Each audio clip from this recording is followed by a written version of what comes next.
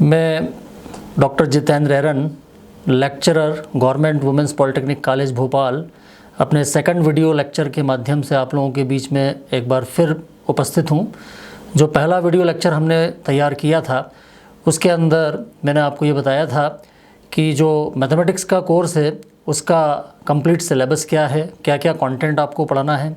साथ में ये बताया था कि जो OCBC स्कीम RGPV की है उस OCBC स्कीम के अंतर्गत कौन कौन से आउटकम्स जो मैथ्स हैं उसके लिए होंगे। जो भी टॉपिक हम यहाँ पर डिस्कस करेंगे या पढ़ेंगे उसमें हर टॉपिक से रिलेटेड कोई ना कोई कोर्स आउटकम होगा, तो वो आउटकम क्या है ये भी हमने आपको बताया था। और साथ में ये बताया था कि हर कोर्स आउटकम के लिए कोई ना कोई लर्निंग आउटकम भी वहाँ पे होता है।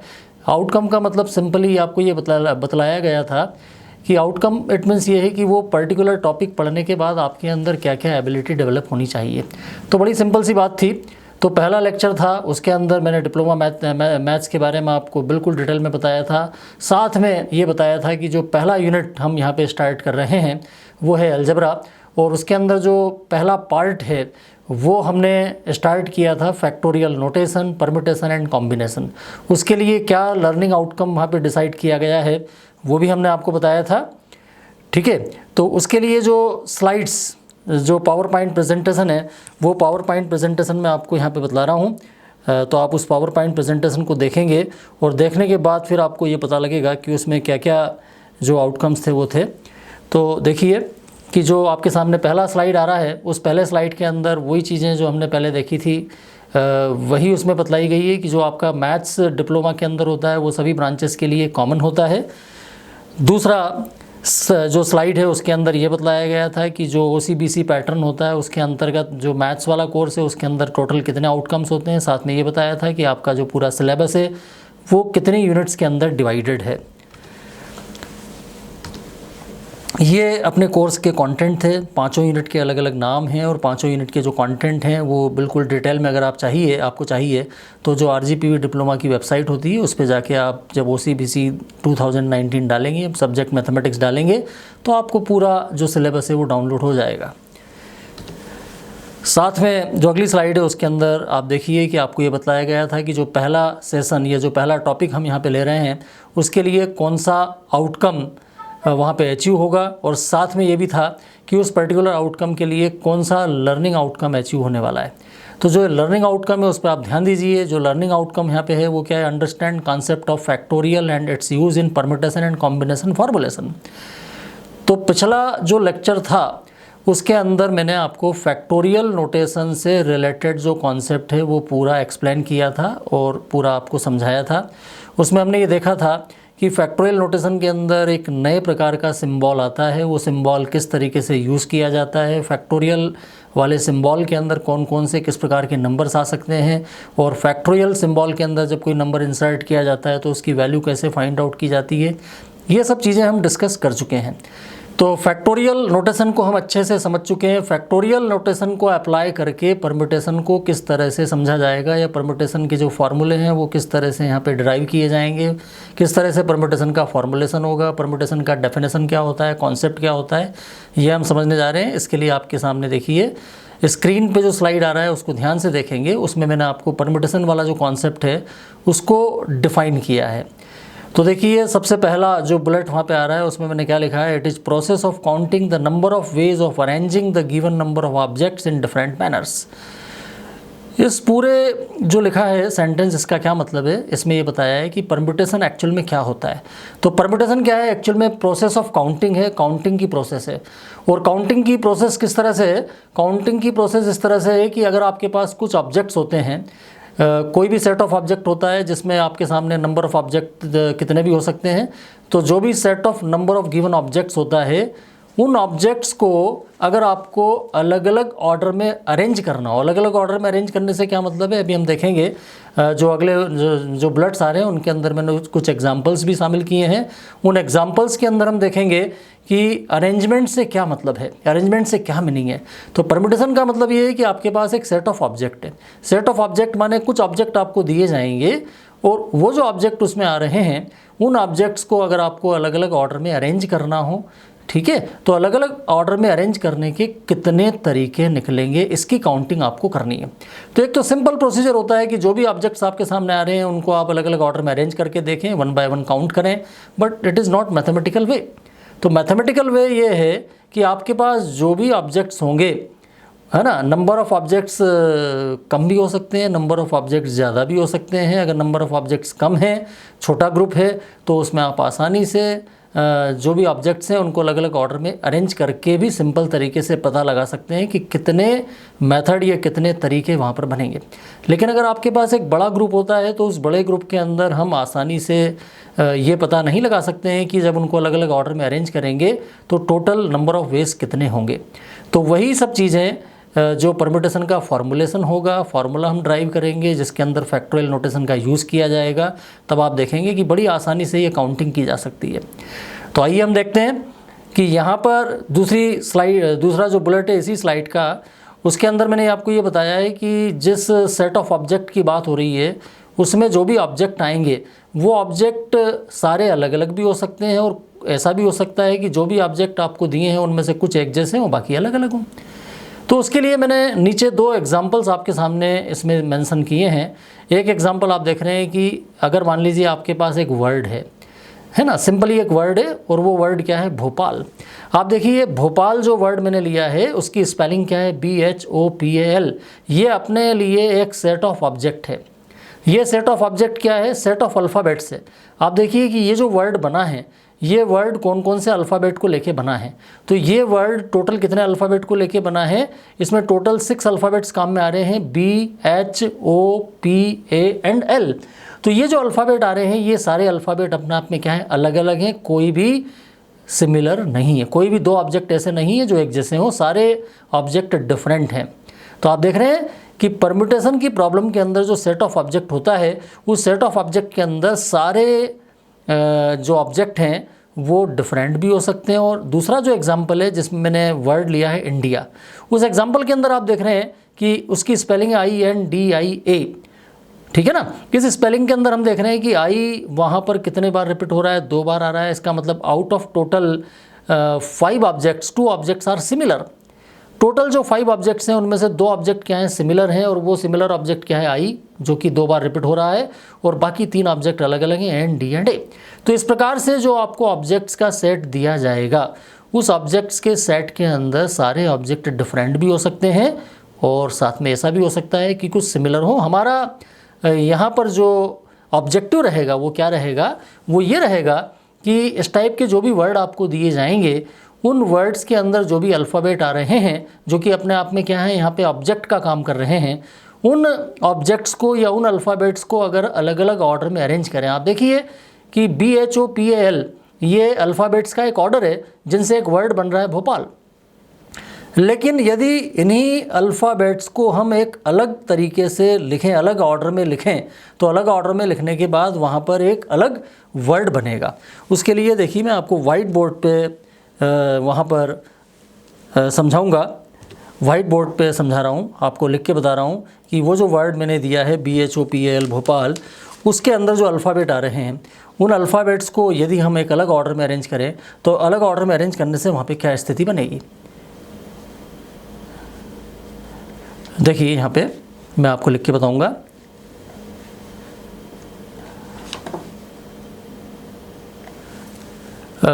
आपका वर्ड क्या था, भोपाल, उसके अंदर जो अल्फ़ाबेट्स थे वो क्या थे, वो थे BHOPAL। अब उन्हीं अल्फ़ाबेट्स को मैं यहाँ पे लिख रहा हूँ अलग तरीके से, और वो अलग तरीका क्या है, देखिए मैंने पहले लिखा B, फिर लिखा H, फिर लिखा O, अभी वही है P, आखिरी में A और L को मैंने आगे पीछे कर दिया, L को पहले लिख दिया, A को बाद में लिख दिया। यहाँ पर एक नया वर्ड बन गया, है ना। ज़रूरी नहीं है कि जो वर्ड बन रहा है वो मीनिंगफुल हो या उस वर्ड का कोई मीनिंग हो या उसको हम पढ़ सकें, लेकिन ये अपने आप में जो वर्ड भोपाल था उससे अलग है, ठीक है ना। ये वर्ड अपने आप में अलग है, और वो अलग कैसे हुआ है कि जो अल्फ़ाबेट्स थे उनके ऑर्डर को हमने क्या कर दिया, चेंज कर दिया है, तो एक नया वर्ड बन गया। अब मान लीजिए इसको दोबारा हम चेंज कर देते हैं थोड़ा सा, और ये लिखा मैंने BH और उसके बाद मैंने O, फिर L, फिर P, फिर A, ऐसा कर दिया। तो आप देख रहे हैं कि यहाँ पर जो ऑर्डर है फिर चेंज हो गया, और ऑर्डर को चेंज करने से यहाँ पर एक नया वर्ड बन गया। तो हमारा प्रॉब्लम ये है कि जो वर्ड आपको दिया था भोपाल, उस भोपाल के अंदर जितने भी अल्फ़ाबेट्स आ रहे हैं उन अल्फ़ाबेट्स को यदि हम अलग अलग ऑर्डर में अरेंज करें, ये वर्ड था आपका भोपाल और इसके अंदर जितने भी अल्फ़ाबेट आ रहे हैं उनको अगर हम अलग अलग ऑर्डर में अरेंज करें तो अलग अलग ऑर्डर में अरेंज करने से टोटल कितने डिफरेंट वर्ड बनेंगे। डिफरेंट वर्ड से मतलब है कि जो भी वर्ड आप बनाएं वो सारे अलग अलग होने चाहिए, उनमें कहीं पे भी रिपीटेशन नहीं होना चाहिए। और यहाँ पर जितने भी ऑब्जेक्ट आ रहे हैं भोपाल के अंदर, जितने भी अल्फ़ाबेट आ रहे हैं उन सभी अल्फ़ाबेट को आपको यहाँ पर लेना है, क्योंकि इसमें कहीं पे भी ऐसा नहीं कहा गया है कि इनमें से कुछ अल्फ़ाबेट को छोड़ना है। ठीक है, तो ये चीज़ हुई। तो यहाँ पर हम अगर एक एक करके बनाएंगे तो काफ़ी लंबा टाइम लगेगा और उसमें भी ज़रूरी नहीं है कि आप सारे वर्ड बनाकर यहाँ देख पाएँ कि कितने वर्ड टोटल बनेंगे।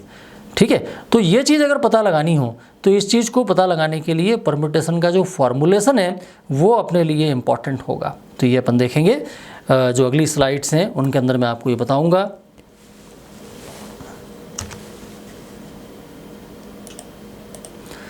देखिए,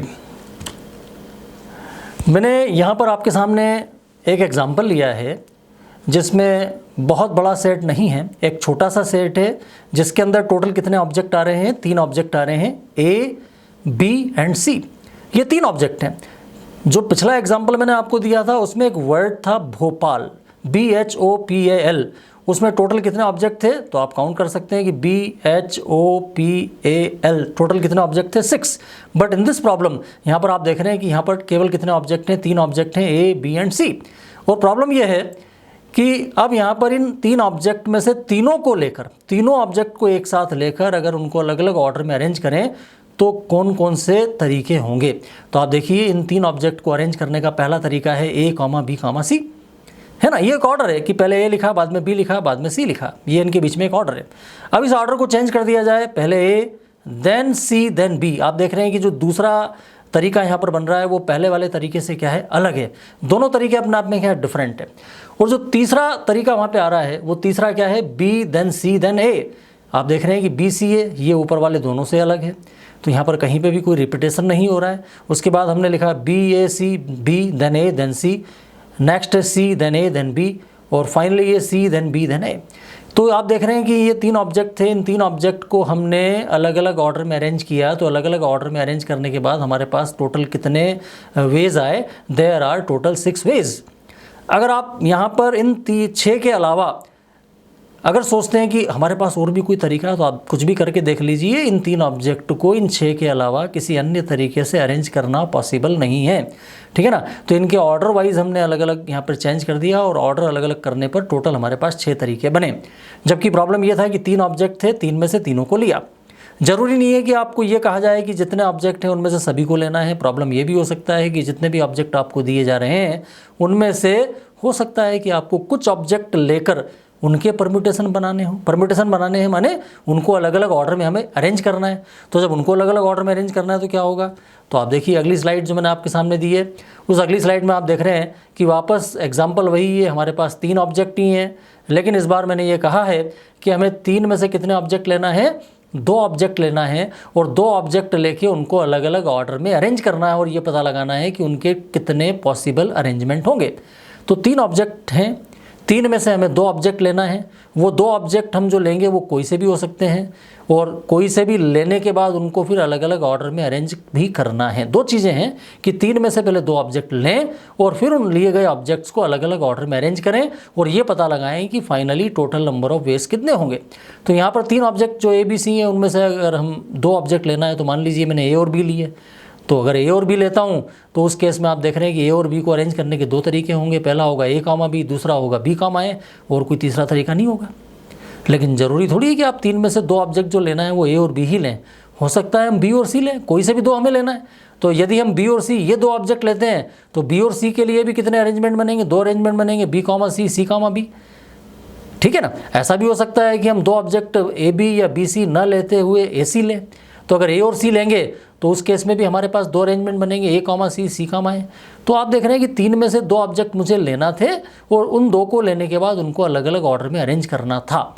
तो आप देख रहे हैं कि यहाँ पे टोटल नंबर ऑफ वेज कितने बने। वापस यहाँ पे देख रहे हैं कि 6 वेज यहाँ पर पॉसिबल वेज या 6 पॉसिबल मेथड्स जो हैं वो अरेंजमेंट के बने हैं ठीक है ना। तो ये चीज़ हुई कि taking 2 objects at a time arrange them, total 6 ways are there. तो ये चीज़ होती है। अब इसका क्या फॉर्मुलेशन होगा, ये तो हमने सिंपल लेकर ये देखा कि जितने भी ऑब्जेक्ट्स हमें दिए हैं उन ऑब्जेक्ट्स में से हम लेते जाएं और लेकर हम देखते जाएं कि कितने तरीके बन रहे हैं। तो हमारा जो ऑब्जर्वेशन था वो ये था कि हमारे पास सबसे पहले कितने ऑब्जेक्ट थे, 3, और 3 में से हमने तीनों को लिया और जब उनको हमने अलग अलग ऑर्डर में अरेंज किया तो अलग अलग ऑर्डर में अरेंज करने के बाद हमारे पास टोटल कितने पॉसिबल वेज बने थे, 6, ठीक है ना। वो हमने बना के देखा था, वो प्रैक्टिकल हमने करके देखा। यहाँ पर हम उसका फॉर्मुलेशन कर रहे हैं। फॉर्मुलेशन के बाद हम देखेंगे कि कुछ नए सिंबल आपके सामने आ रहे हैं और वो नया सिंबल क्या है, capital P। Capital P is the new symbol, एक नया सिंबल है आपके लिए। इस सिंबल के सुपर स्क्रिप्ट वाले पार्ट और सब स्क्रिप्ट वाले पार्ट के अंदर 2 नंबर आ रहे हैं। इसके सुपर स्क्रिप्ट वाले पार्ट के अंदर जो नंबर आ रहा है वो क्या है, 3। तो वो जो 3 है वो क्या बताता है, ये जो 3 लिया है ये क्या इंडिकेट करता है, ये 3 इंडिकेट करता है कि जो भी आपको सेट ऑफ ऑब्जेक्ट दे रखा है उसमें टोटल कितने ऑब्जेक्ट हैं। तो सेट ऑफ ऑब्जेक्ट के अंदर टोटल कितने ऑब्जेक्ट हैं, तो हमारे पास सेट ऑफ ऑब्जेक्ट क्या था, ABC, तो उसमें टोटल कितने ऑब्जेक्ट थे, 3। तो मैंने यहाँ पे क्या लिखा है, 3। नीचे वाला जो सबस्क्रिप्ट वाला नंबर है वो ये इंडिकेट करता है कि उस सेट ऑफ ऑब्जेक्ट्स में से आपने कितने ऑब्जेक्ट लिए हैं अरेंजमेंट करने के लिए। तो जो पहला एग्जाम्पल मैंने आपके सामने दिया था उसमें मैंने आपको क्या बताया था कि 3 ऑब्जेक्ट्स का सेट था और 3 ऑब्जेक्ट्स के सेट में से हमने तीनों ऑब्जेक्ट वहाँ पर लिए थे और तीनों ऑब्जेक्ट जब लिए थे तो यहाँ पर मैंने क्या लिखा है, 3। तो 3P3 ये पूरा सिंबल अपने आप में क्या इंडिकेट करता है, ये सिंबल इंडिकेट करता है कि how many permutations are there, how many permutations are there if we take 3 object out of 3। 3 objects में से 3 ऑब्जेक्ट लेकर कितने परम्यूटेशन बनेंगे, उसके लिए ये मैथमेटिकल फार्मूला है। और ये फार्मूला किस तरह से अप्लाई होता है, किस तरह से काम करता है, तो आप देख रहे हैं 3P3 के लिए क्या बना है, 3P3 इक्वल टू फैक्टोरियल 3। ये सिंबल आप जानते हैं, इस सिंबल को हमने पहले वाले लेक्चर में देखा था, फैक्टोरियल। तो यहाँ पर क्या आ रहा है, फैक्टोरियल 3। ये 3 कौन सा है, जो ऊपर वाला नंबर आ रहा है। यानी आपको इस फार्मूले को अगर अप्लाई करना है तो क्या तरीका होगा, ऊपर जो भी नंबर आ रहा है सुपर स्क्रिप्ट में जो भी नंबर आ रहा है उसका factorial, then divided by superscript number minus subscript number उसका फैक्टोरियल। तो ऊपर आ रहा है फैक्टोरियल 3 और नीचे बन रहा है फैक्टोरियल 3 माइनस 3। तो ये फार्मूला इस तरह से वर्क करता है। अगर मान लीजिए यहाँ पे 3P2 होता तो 3P2 होता तो क्या हो जाता, factorial 3 divided by factorial 3 minus 2। अगर मान लीजिए 3P1 होता तो क्या होता, factorial 3 divided by factorial 3 minus 1। समझ में आया आप लोगों को। तो इस तरह से फार्मूला वर्क करता है। और फाइनली हम देख रहे हैं कि 3P3 जब हमने कैलकुलेट किया तो क्या बन रहा है, factorial 3 divided by factorial 0। Factorial 0 का वैल्यू कितना होता है, तो फैक्टोरियल 0 का वैल्यू 1 होता है। और फैक्टोरियल 3 का वैल्यू क्या होता है, तो हमने पिछले वाले लेक्चर में समझा है कि फैक्टोरियल 3 कैसे निकालते हैं, 3 × 2 × 1।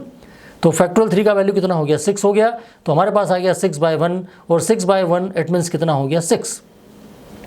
आप देखिए कि जो एग्जाम्पल मैंने आपको दिया था उस एग्जाम्पल के अंदर भी ये बताया था कि अगर आपके पास 3 ऑब्जेक्ट हों ABC और उनमें से तीनों को अगर आप लेते हैं और तीनों को लेकर उनके परम्यूटेशन बनाते हैं, परम्यूटेशन का मतलब है कि उनको जब हम अलग अलग ऑर्डर में अरेंज करते हैं तो अलग अलग ऑर्डर में अरेंज करने के बाद हमारे पास टोटल कितने वेज आते हैं, 6 वेज आते हैं। तो वही चीज़ इस फार्मूले के अंदर भी वेरीफाई हो रही है। फार्मूले के अंदर भी आ रहा है कि फार्मूले से भी फाइनल आंसर हमारा कितना आ रहा है, 6 आ रहा है।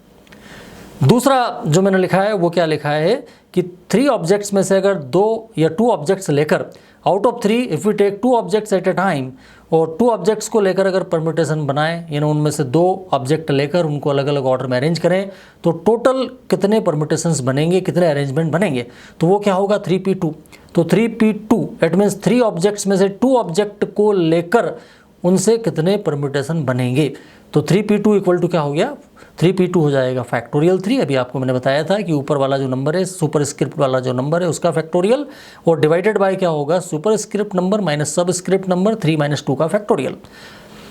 तो ये ओवरऑल कितना बनता है, factorial 3 divided by factorial 1। Factorial 1 का वैल्यू 1 होता है, फैक्टोरियल 0 भी 1 होता है और फैक्टोरियल 1 भी 1 होता है, ये हमने पढ़ा है। और फैक्टोरियल 3 इट मीन्स वही 3 × 2 × 1 इट मीन्स कितना होगा 6, 6/1 इट मीन्स वंस अगेन 6। तो ओवरऑल कंक्लूजन ये निकला कि 3 ऑब्जेक्ट्स वाले सेट में से अगर 2 ऑब्जेक्ट्स को लेकर उनके परम्यूटेशन बनाए जाएं तो टोटल कितने परम्यूटेशन बनेंगे, 6 बनेंगे। ये वाली चीज़ हमने इस एग्जाम्पल के माध्यम से भी देखी थी। तो यही चीज़ मैथमेटिकली भी वेरीफाई हो रही है, तो ये जो आपके सामने आ रहा है ये मैथमेटिकल फार्मूला है। और ये मैथमेटिकल फार्मूला जो मैंने आपको बताया है ना, इसमें आप देख रहे हैं कि किस तरह से ये जो नया सिंबल है ये काम करता है और मैथमेटिकली इस एक्सप्रेशन को कैसे लिखा जाता है और कैसे सॉल्व किया जाता है ये हमने देखा है। इन जनरल अगर मान लीजिए हम एक जनरल फार्मूले की तरफ बढ़ें, वो मैंने एक पर्टिकुलर फार्मूला बताया था। पर्टिकुलर इसलिए था क्योंकि आपने एक एग्जाम्पल को वहाँ पर वेरीफाई किया था। एग्जाम्पल था 3 ऑब्जेक्ट थे, 3 में से 3 को लिया, 3 में से 2 को लिया, लेकिन ज़रूरी नहीं कि आपके पास 3 ऑब्जेक्ट वाला ही सेट हो। तो मान लीजिए आपके पास जो सेट ऑफ ऑब्जेक्ट है उसमें कितने ऑब्जेक्ट हैं, n है ना। ABC के बजाय वहाँ पर इतने ऑब्जेक्ट हैं, 3 ऑब्जेक्ट नहीं है बल्कि कितने ऑब्जेक्ट हैं, n मीन्स एनी नंबर जो कि 1 2 3 4 5 6 कुछ भी हो सकता है। तो यहाँ जनरली मैंने क्या लिया है कि मान लीजिए कि जो भी आपको गिवन ऑब्जेक्ट का सेट है उसमें कितने ऑब्जेक्ट हैं, n, और n ऑब्जेक्ट में से आप एट अ टाइम कितने ऑब्जेक्ट ले रहे हैं, r माने नंबर ऑफ ऑब्जेक्ट जो हम ले रहे हैं और n माने number of given object. n means number of given object और r मीन्स जो आउट ऑफ n ऑब्जेक्ट आप परम्यूटेशन बनाने के लिए ले रहे हैं। तो n ऑब्जेक्ट में से अगर r ऑब्जेक्ट को लेकर आप परम्यूटेशन बनाते हैं तो टोटल कितने परम्यूटेशन बनेंगे, NPR। जैसा कि हमने समझा था कि 3 ऑब्जेक्ट हैं और 3 में से 3 ही लेते हैं तो परम्यूटेशन कितने बनेंगे, 3p3। 3 में से 2 लेते हैं तो परम्यूटेशन कितने बनेंगे, 3p2। और यहाँ पर n ऑब्जेक्ट है और n में से हम r ऑब्जेक्ट को लेकर परम्यूटेशन बना रहे हैं तो कितने बनेंगे, NPR। फार्मूला क्या होगा, सुपर स्क्रिप्ट वाले नंबर का factorial divided by super script minus subscript number का फैक्टोरियल। इट मीन्स यहाँ पर कितना हो जाएगा, NPR equal two factorial n divided by factorial n minus r। मैंने यहाँ पर जो लिखा है ये यहाँ पर सिंबल थोड़ा सा गलत आ गया है, n less than equal to r नहीं है बल्कि यहाँ पर क्या है, n greater than equal to r है। ये लेस देन इक्वल टू की जगह greater than equal to r है, इसको करेक्ट करेंगे हम, greater than equal to r है। इसका मतलब यहाँ पर n की वैल्यू r की वैल्यू से हमेशा क्या होगी, बड़ी होगी। यानी नंबर ऑफ ऑब्जेक्ट, जो सेट ऑफ ऑब्जेक्ट आपको गिवन रहेगा डेफिनेटली वो बड़ा होगा और जितने ऑब्जेक्ट हम ले रहे हैं वो छोटे होंगे, कम होंगे। ऐसा तो हो नहीं सकता है कि 3 ऑब्जेक्ट का सेट और आपसे कहा जाए कि 3 ऑब्जेक्ट के सेट में से आप 4 ऑब्जेक्ट को लेके परम्यूटेशन बनाएं। जब सेट के अंदर ही 3 हैं तो हम उनमें से मोर देन 3 ऑब्जेक्ट कैसे ले सकते हैं। तो यहाँ पर n का मतलब क्या है कि number of given object, r का मतलब number of object that we are taking. तो जितने ऑब्जेक्ट हम ले रहे हैं वो डेफिनेटली कम होंगे और नंबर ऑफ ऑब्जेक्ट ज़्यादा होंगे। तो n की वैल्यू हमेशा r की वैल्यू से ग्रेटर होगी, या ज़्यादा से ज़्यादा ये हो सकता है कि दोनों इक्वल हो सकते हैं। इक्वल कैसे हो सकते हैं, जैसे अपन ने देखा था 3p3 मतलब 3 ऑब्जेक्ट थे, 3 में से 3 लिए। 3p2 इट मीन्स 3 में से 2 लिए, बट कभी भी यहाँ पर 3p4 नहीं आएगा, ठीक है ना। देखिए मैं एक बार फिर आपको जो है वाइट बोर्ड का यूज़ करके वही चीज़ दोबारा यहाँ पर समझा रहा हूँ, ध्यान दें।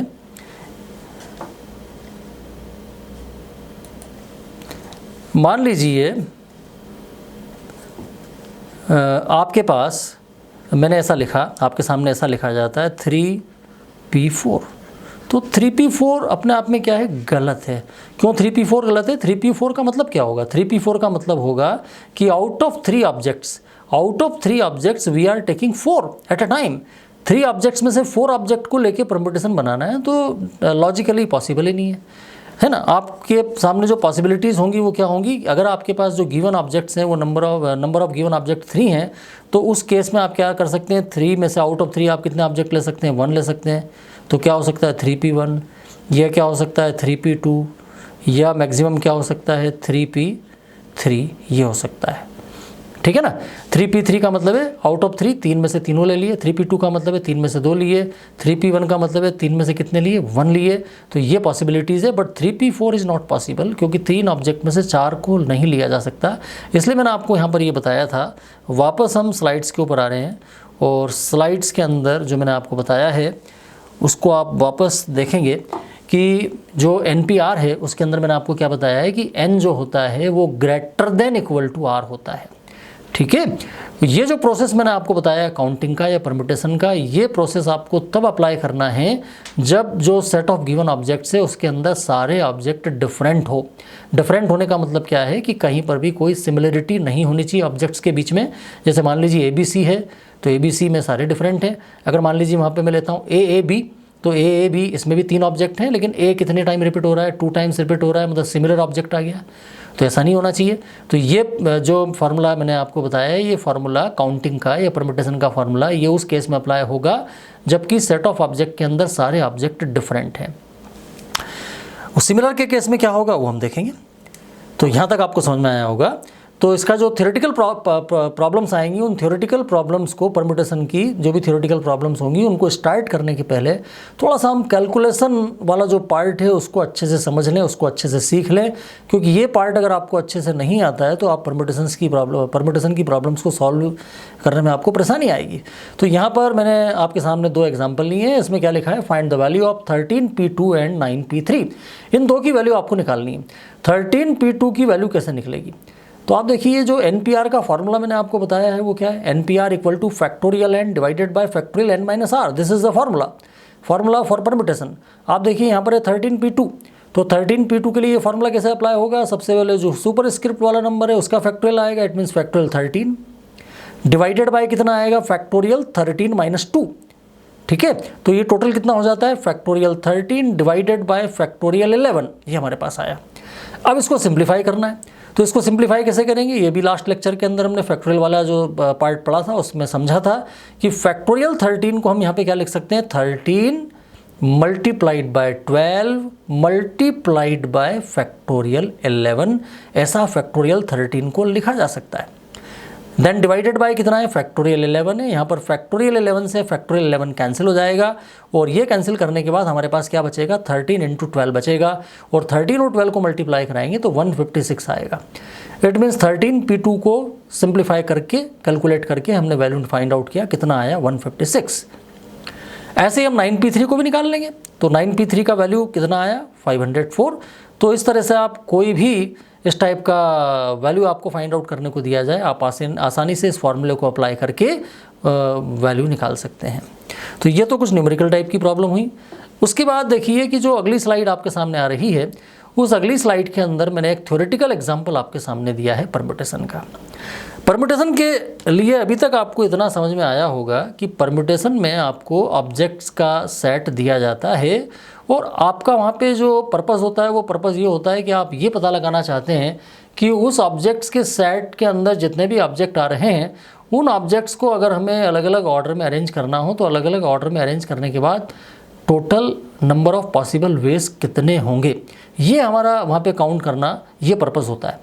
ठीक है, तो यहाँ पर एक थ्योरेटिकल एग्जांपल आपके सामने है, उसके अंदर मैंने एक वर्ड लिखा है, देखिए, और वो वर्ड क्या है, भोपाल, जो कि मैंने आपको पहले भी बताया था कि इस शब्द के अक्षरों का प्रयोग कर अलग अलग कुल कितने शब्द बनाए जा सकते हैं। ठीक है ना, यानी इस वर्ड के अंदर जितने भी अल्फ़ाबेट आ रहे हैं, उन अल्फ़ाबेट्स को जब हम अलग अलग ऑर्डर में अरेंज करेंगे तो अलग अलग ऑर्डर में अरेंज करने के बाद टोटल कितने वर्ड बनेंगे। तो सिंपली अगर आप इसको लिख लिख के करें, अलग अलग वर्ड बना बना के देखें, तो ये मैथमेटिकल वे नहीं है। तो मैथमेटिकल वे क्या होगा, ये हमें समझना है। देखिए, तो आप पहली बात यहाँ पर जो ऑब्जर्वेशन आपका रहेगा इस प्रॉब्लम के अंदर, वो ये रहेगा कि जो भी वर्ड आपको दिया है उस वर्ड के अंदर जो भी अल्फ़ाबेट आ रहे हैं वो क्या सारे अल्फ़ाबेट डिफरेंट हैं। पहला ऑब्जर्वेशन आप यहाँ पे ये करेंगे। तो आप ध्यान से देखिए कि इसके अंदर जितने भी अल्फ़ाबेट आ रहे हैं, दे ऑल आर डिफरेंट, कोई भी सिमिलर नहीं है। और जो सेकंड ऑब्जर्वेशन आपका रहेगा वो ये रहेगा कि उसके अंदर टोटल कितने अल्फ़ाबेट या कितने ऑब्जेक्ट आ रहे हैं। तो इसके अंदर टोटल कितने अल्फ़ाबेट आ रहे हैं, तो टोटल अल्फ़ाबेट कितने, 1 2 3 4 5 एंड 6। तो ये प्रॉब्लम ऐसा है जिसके अंदर 6 ऑब्जेक्ट आ रहे हैं और सारे के सारे ऑब्जेक्ट क्या हैं, डिफरेंट हैं। अब आपको देखना है कि 6 डिफरेंट ऑब्जेक्ट वाले सेट के जितने भी ऑब्जेक्ट्स हैं उनको जब हम अलग अलग ऑर्डर में अरेंज करेंगे तो अलग अलग ऑर्डर में अरेंज करने के बाद टोटल कितने परम्यूटेशन बनेंगे, टोटल कितने वर्ड बनेंगे। क्योंकि जब इनको हम अलग अलग ऑर्डर में अरेंज करेंगे तो अलग अलग ऑर्डर में अरेंज करने के बाद हर बार एक नया वर्ड आपके सामने बन के आएगा। तो टोटल कितने वर्ड होंगे वो वहाँ पर निकल के आएगा। तो आप देखिए कि यहाँ पर टोटल कितने ऑब्जेक्ट्स हैं, 6 ऑब्जेक्ट हैं और कहीं पे भी किसी प्रकार का रेस्ट्रिक्शन नहीं है, हमें सारे के सारे ऑब्जेक्ट लेना है। तो we will take all alphabets every time for making different words. तो मैंने अभी आपको बताया कि यहाँ पे 6 ऑब्जेक्ट हैं, 6 में से 6 ही आपको लेना है। तो टोटल कितने परम्यूटेशन बनेंगे या टोटल कितने वर्ड बनेंगे, यहाँ जो परम्यूटेशन निकल के आएंगे वो अलग अलग वर्ड होंगे। तो अलग अलग वर्ड कितने बनेंगे, 6p6। ओके, और 6p6 का मैथमेटिकल फार्मूला जो है वो क्या है, factorial 6 divided by factorial 6 minus 6। Overall हमारे पास क्या आ जाता है, factorial 6 divided by factorial 0। Factorial 0 का वैल्यू 1 होता है। फैक्टोरियल 6 को आप कैसे फाइंड आउट करेंगे, तो फैक्टोरियल 6 को फाइंड आउट करने के लिए आपको बताया था कि फैक्टोरियल 6 क्या होता है, 6 × 5 × 4 × 3 × 2 × 1, और उन सबको मल्टीप्लाई करें 6, 5, 4, 3, 2, 1, तो उन सबको मल्टीप्लाई करने पर कितना आता है, 720। तो हम यहाँ पे देख रहे हैं कि टोटल कितने वर्ड बनेंगे, 720। अब आप इमेजिन कीजिए कि अगर आपको ये फार्मूला पता नहीं होता और आपको वहाँ सिंपल वे में ये देखना होता, आपको कोई ये पूछता कि ये वर्ड है बेटा BHOPAL, इसके अंदर जितने भी अल्फ़ाबेट आ रहे हैं उनको आप अलग अलग ऑर्डर में अरेंज करके अलग अलग वर्ड बनाओ, तो आप ये सोचते कि 5 या 7 या 10 या 12 वर्ड बनेंगे और आप इतने बनाने के बाद थक जाते या रुक जाते, आप पूरे वर्ड वहाँ पर फाइंड आउट नहीं कर पाते। जबकि आप यहाँ देखिए कि टोटल कितने वर्ड बन रहे हैं, 720 शब्द बन रहे हैं, इमेजिन कीजिए। तो इतने सारे वर्ड तो हम अलग अलग नहीं बना पाएंगे ना, लेकिन काउंट करने के बाद आ रहा है कि टोटल 720 वर्ड बनेंगे।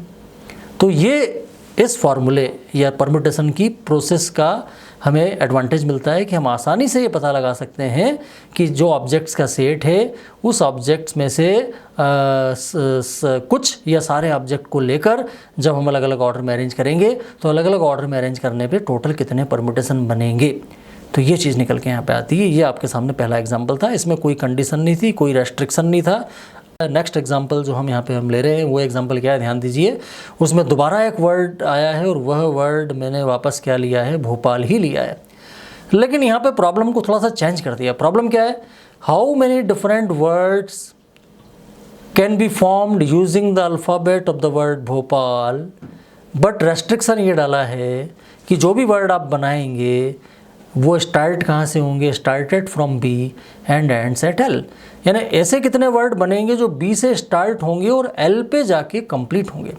आप देखिए भोपाल पे अगर आप फोकस करें तो आप देख रहे हैं कि भोपाल एक ऐसा वर्ड है जो B से स्टार्ट हो रहा है और कहाँ पे जाके कंप्लीट हो रहा है, L पे कंप्लीट हो रहा है। 720 जो वर्ड हमने इसके अल्फ़ाबेट को अलग अलग ऑर्डर में अरेंज करके देखा था कि बनेंगे, उनमें सारे वर्ड ऐसे नहीं होंगे जो B से स्टार्ट होंगे और L पे कंप्लीट होंगे। उसमें अलग अलग पैटर्न आएंगे, कोई B से स्टार्ट होगा, कोई H से स्टार्ट होगा, कोई O से स्टार्ट होगा, है ना। ऐसे ही कोई B पे ख़त्म होगा, कोई H पे ख़त्म होगा, कोई A पे ख़त्म होगा, कोई L पे ख़त्म होगा। लेकिन यहाँ पर कंडीशन डाल दी गई है कि जितने भी वर्ड आपको बनाने हैं वो 720 टोटल वर्ड बनेंगे। उन 720 टोटल वर्ड में से ऐसे कितने वर्ड होंगे, प्रॉब्लम ये है कि इस वर्ड के अंदर जितने भी अल्फ़ाबेट आ रहे हैं उनसे ऐसे कितने वर्ड बनेंगे जो B से स्टार्ट होंगे और कहाँ पर जाके ख़त्म होंगे, L पे जाके ख़त्म होंगे। तो ये चीज़ हमें देखनी है। तो इसको कैसे करेंगे, ध्यान दीजिए। तो आप सबसे पहले प्रॉब्लम पे थोड़ा सा ध्यान से पढ़ेंगे, ध्यान से समझेंगे तो देखेंगे कि यहाँ पे कंडीशन ये डाल दी गई है कि जितने भी वर्ड हैं they must be started from B and ends at L। B से स्टार्ट होने चाहिए और L पे जाके उनका एंड होना चाहिए, ठीक है ना। तो सारे वर्ड इस टाइप के बनाने हैं। तो आप देखिए कि ये जो मैंने आपके सामने बनाया है इसमें स्टार्ट में B ले लिया, लास्ट में L ले लिया, बीच में कितने प्लेसेस बन गए हैं, बीच में 4 प्लेसेस वहाँ पर बचेंगे, रिमेनिंग प्लेसेस। 4 प्लेसेस क्यों बचेंगे, क्योंकि आपका वर्ड क्या है, भोपाल। भोपाल में टोटल कितने अल्फ़ाबेट हैं, 6 में से आप देख रहे हैं कि 2 अल्फ़ाबेट B और L, इनकी पोजीशन को पहले से फिक्स कर दिया है। इनकी पोजीशन को फिक्स इस प्रकार से कर दिया है कि B पहले प्लेस पे आना चाहिए और L कौन से प्लेस पे आना चाहिए, लास्ट प्लेस पे आना चाहिए। तो हमारे पास अरेंजमेंट केवल कितने का करना है, 4 ऑब्जेक्ट का करना है ना। वो 4 ऑब्जेक्ट कौन कौन से हैं, वो 4 ऑब्जेक्ट जो B और L को छोड़कर वो कौन से हैं, H, O, P और A, ये रिमेनिंग 4 ऑब्जेक्ट हैं। इन रिमेनिंग 4 ऑब्जेक्ट्स को आपको अरेंज करना है बिटवीन B एंड L। तो B और L के बीच में इन 4 ऑब्जेक्ट को हम अरेंज करेंगे अलग अलग ऑर्डर में। ओके, तो प्रॉब्लम क्या हो गया, प्रॉब्लम यहाँ पे हो गया कि हमें अरेंज कितने ऑब्जेक्ट करना है, 4, और अरेंज कितनों में से करना है, 4 में से ही करना है, क्योंकि आपको B और L के बीच में जिन ऑब्जेक्ट्स को अरेंज करना है वो ऑब्जेक्ट क्या है, H, O, P, A। और जब आप अरेंज करेंगे तो उन चारों को करेंगे। तो प्रॉब्लम ये हो गया ना कि हमारे पास कितने ऑब्जेक्ट हैं, 4, और 4 में से चारों को अरेंज करना है अलग अलग ऑर्डर में, और 4 में से चारों को जब अलग अलग ऑर्डर में आप अरेंज करेंगे तो आपके सामने अलग अलग वर्ड बनेंगे, लेकिन वो सारे वर्ड ऐसे होंगे जो बी से स्टार्ट होंगे और कहाँ पे जाके एंड होंगे, एल पे जाके एंड होंगे, और पता लग जाएगा कि ऐसे कितने वर्ड बनेंगे। तो क्या होगा जवाब आपका 4P4। 4P4 क्यों? क्योंकि अरेंज कितने ऑब्जेक्ट को करना है, 4 ऑब्जेक्ट को करना है, और अरेंज करने के लिए 4 में से 4, 4 में से चारों ही ऑब्जेक्ट को आपको लेना है, तो 4P4। और 4P4 कितना हो जाता है, factorial 4 divided by factorial 4 minus 4। Simplify करने पे कितना आता है, factorial 4 divided by factorial 0। Factorial 4 divided by 1 equal to कितना होगा, फैक्टोरियल 4। और फैक्टोरियल 4 का वैल्यू कितना होगा, तो सिंपल कैलकुलेशन है, फैक्टोरियल 4 क्या होगा, 4 × 3 × 2 × 1, और इन सबको मल्टीप्लाई करेंगे तो कितना आ जाएगा, 24। तो this is the final answer. तो हमें ये पता लगा कि वो जो वर्ड आपको दिया जाता है BHOPAL, उसके सभी ऑब्जेक्ट्स को, उसके सभी अल्फ़ाबेट को अलग अलग ऑर्डर में अरेंज करें तो टोटल कितने वर्ड बनते हैं, 720। लेकिन उनमें से ऐसे कितने वर्ड होते हैं जो बी से स्टार्ट होते हैं और एल पे कंप्लीट होते हैं, तो जो बी से स्टार्ट होते हैं और एल पे जाके कंप्लीट होते हैं ऐसे वर्ड कितने होते हैं, 24। तो ये प्रॉब्लम को आपको ध्यान से देखना पड़ेगा कि प्रॉब्लम क्या है, उसके अकॉर्डिंग आपको प्रॉब्लम को सॉल्व करना है। अगला जो प्रॉब्लम मैंने आपके सामने लिया है, देखिए मैंने आपको शुरू में ही बताया था कि यहाँ पे 2 टाइप के प्रॉब्लम आएंगे। पहला वो जबकि सारे ऑब्जेक्ट आपके डिफरेंट होंगे, कुछ प्रॉब्लम ऐसे भी आ सकते हैं जिनमें से कुछ ऑब्जेक्ट सिमिलर भी हो सकते हैं। उसके लिए हमने यहाँ पर एक और नया एग्जाम्पल लिया है, और उस नए एग्जाम्पल के अंदर एक नया वर्ड आपके सामने दिया है, और वो वर्ड क्या है, इंडिया। ये एग्जाम्पल हमने इसलिए लिया है क्योंकि इसमें आप देख रहे हैं कि ये जो वर्ड आ रहा है इसमें आई कितने टाइम रिपीट हो रहा है, 2 टाइम रिपीट हो रहा है। इसका मतलब यहाँ पे सिमिलर ऑब्जेक्ट आ रहे हैं, कुछ ऑब्जेक्ट ऐसे हैं जो सिमिलर हैं, ठीक है ना, बाकी ऑब्जेक्ट अलग अलग हैं, सारे के सारे सिमिलर नहीं हैं, कुछ सिमिलर हैं कुछ अलग अलग हैं। टोटल ऑब्जेक्ट कितने हैं, टोटल ऑब्जेक्ट आप काउंट करेंगे तो आपको ऐसे काउंट करना पड़ेगा 1 2 3 4 एंड 5। आपको आई को 2 बार ही काउंट करना पड़ेगा, ठीक है ना, आई को 2 बार काउंट करेंगे तो टोटल कितने ऑब्जेक्ट हैं, 5। And out of 5 objects 2 objects are similar, 2 object ऐसे हैं जो सिमिलर हैं और बाकी जो हैं वो उनसे अलग अलग हैं। तो दिस इज़ द प्रॉब्लम। अब आपको यहाँ पे ये पता लगाना है कि इस वर्ड के अंदर जो भी अल्फ़ाबेट आ रहे हैं उन अल्फ़ाबेट को जब हम अलग अलग ऑर्डर में अरेंज करेंगे तो टोटल कितने वर्ड बनेंगे, ठीक है ना। अब आप यहाँ पर अगर ये वाला कॉन्सेप्ट नहीं जानते हैं कि सिमिलर ऑब्जेक्ट आने की स्थिति में क्या करते हैं, तो आपका जो प्रॉब्लम है वो गलत हो जाएगा। क्यों गलत होगा अभी हम देखेंगे। देखिए टोटल कितने ऑब्जेक्ट्स हैं, तो टोटल इसमें हम देख रहे हैं कि 5 ऑब्जेक्ट्स हैं, 2 ऑब्जेक्ट सिमिलर हैं, ठीक है ना। अब आप यहाँ पे जो वर्ड बनाना चाहते हो उन वर्ड्स को बनाने के लिए इन 5 में से 5 अल्फ़ाबेट को आपको लेना है, और 5 में से 5 अल्फ़ाबेट्स हैं और 5 में से 5 को हमें लेना है। तो टोटल नंबर ऑफ परम्यूटेशंस या टोटल नंबर ऑफ वर्ड्स कितने बनेंगे, 5P5 बनेंगे। But it is not final answer, it will not be correct answer. क्यों, 5P5 ये बनेंगे, 5P5 के बाद इसमें हमें और आगे जाना पड़ेगा फाइनल आंसर के लिए।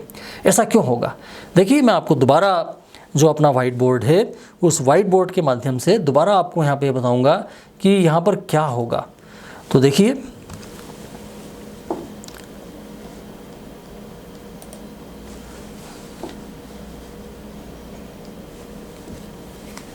यहाँ पे क्या होगा कि आपके सामने जो वर्ड है वो वर्ड क्या है, वो वर्ड है इंडिया। ओके, अब इंडिया में जैसे मैंने बनाया INDIA, ध्यान दीजिए ये अलग अलग ऑर्डर में अरेंज करके बना हुआ एक वर्ड है इन्हीं अल्फ़ाबेट्स को लेके। अब मान लीजिए कि यहाँ पे ये जो आई आ रहा है, इस वाले आई को मैं यहाँ पे कर दूँ और इस वाले आई को मैं यहाँ पे कर दूँ, तो जब इन दोनों आई को इंटरचेंज कर दूंगा तो क्या बनेगा, वापस बनेगा INDIA। ये जो नया वर्ड बना है क्या ये नया है, आप देखिए ये भी इंडिया है, जो वर्ड बना ये भी इंडिया है, ये भी क्या है, इंडिया।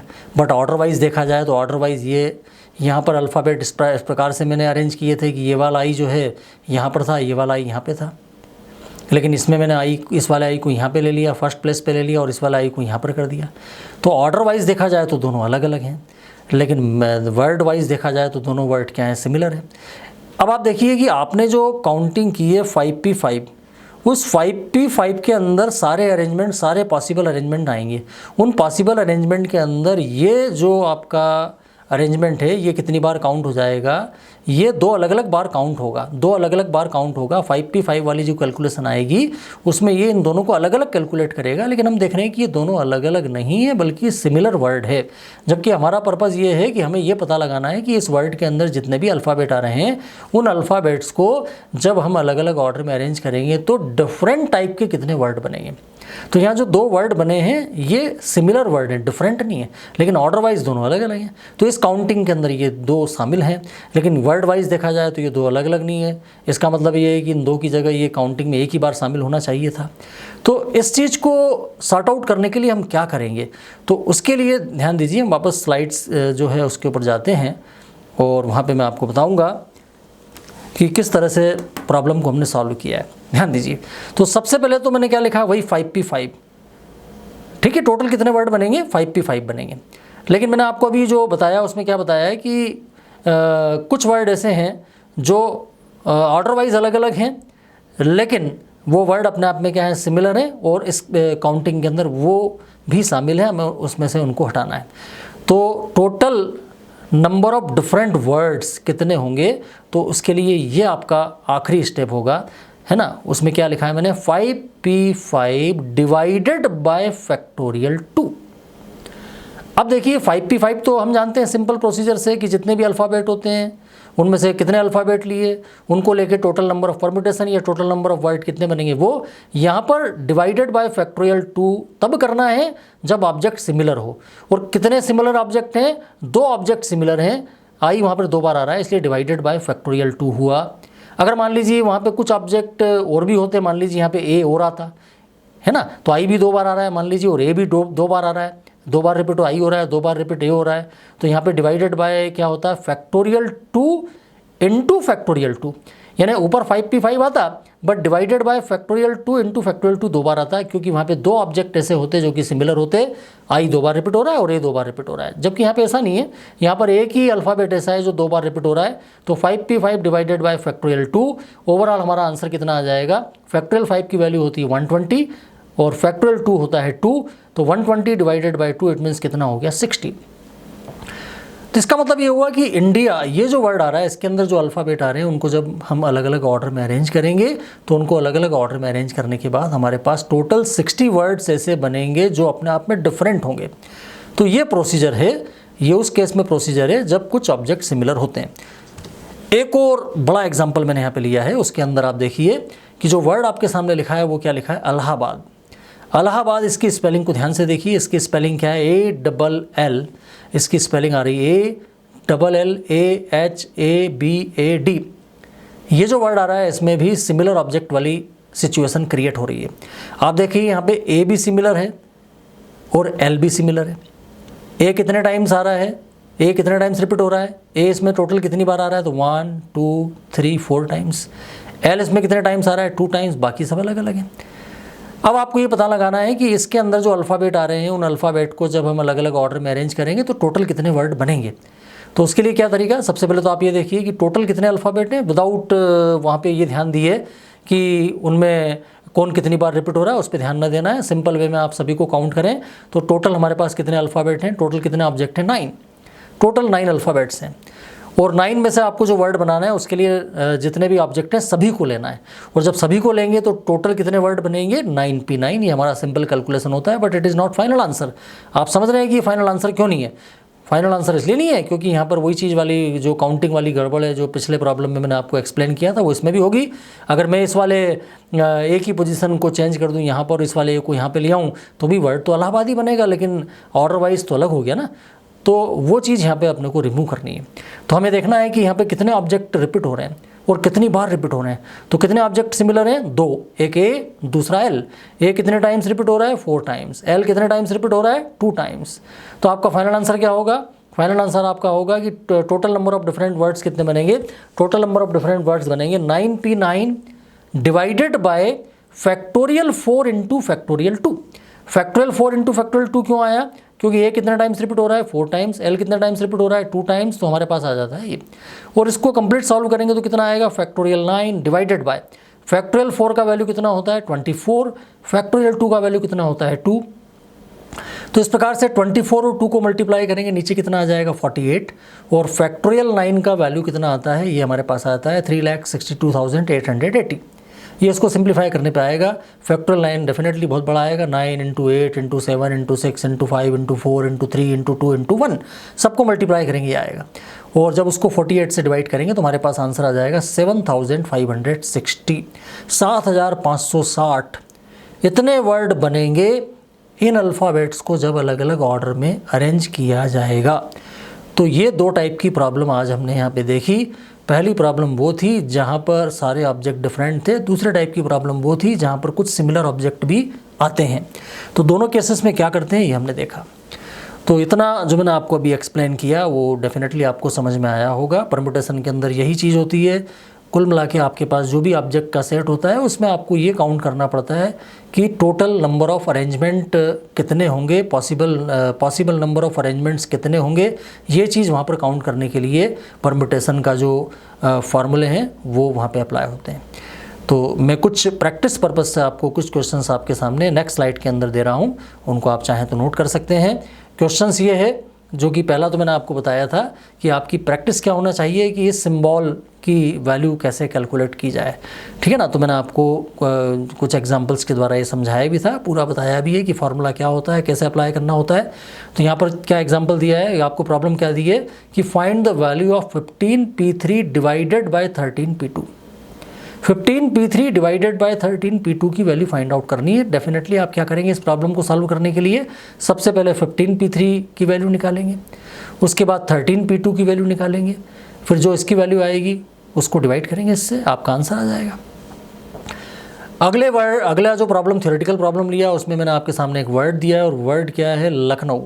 लखनऊ का स्पेलिंग क्या है, तो लखनऊ का स्पेलिंग LUCKNOW, ये एक वर्ड आ रहा है। प्रॉब्लम पहले तो वही है, सिंपल प्रॉब्लम कि how many different words can be formed using alphabet of this word.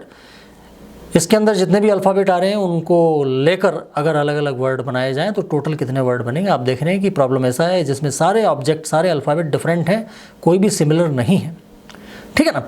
ये एक प्रॉब्लम होगी। आप सिंपली कैसे करेंगे आपको पता है, आप आसानी से इस प्रॉब्लम को सॉल्व कर सकते हैं।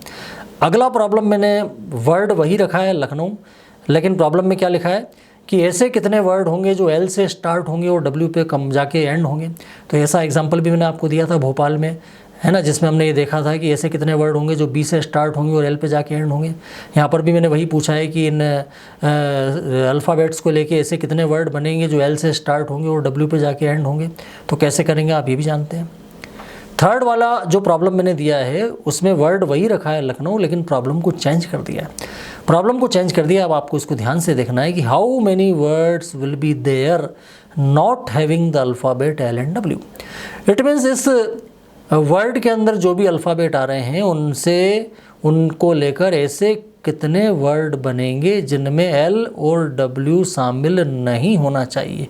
तो दिस इज़ द रेस्ट्रिक्शन ये है कि जो भी वर्ड आपको बनाना है उन वर्ड में कहीं पर भी L और W नहीं होना चाहिए। अब L और W नहीं होने का मतलब क्या है, ये देखिए हम दोबारा यहाँ पे देखते हैं वाइट बोर्ड पे। L और W नहीं होने का मतलब सीधा सा ये है